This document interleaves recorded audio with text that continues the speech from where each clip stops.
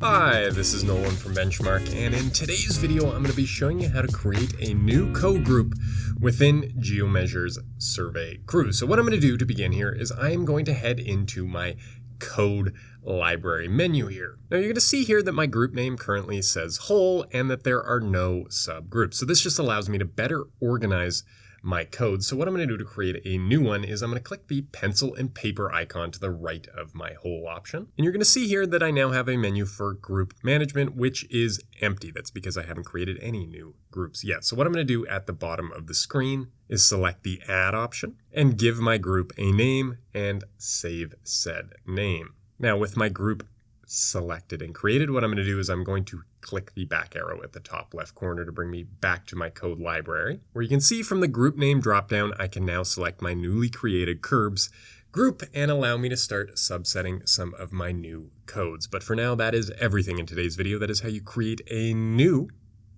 code group within GeoMeasures Survey Crew. And if you have a moment, I'd ask you to hit that subscribe button down below. It really does help us out and helps me keep making these videos. And if you have any questions about anything you've seen in today's video or any questions about anything you've seen on our YouTube channel, give us a call at 1-888-286-3204 or visit us on the web at bench-mark.ca.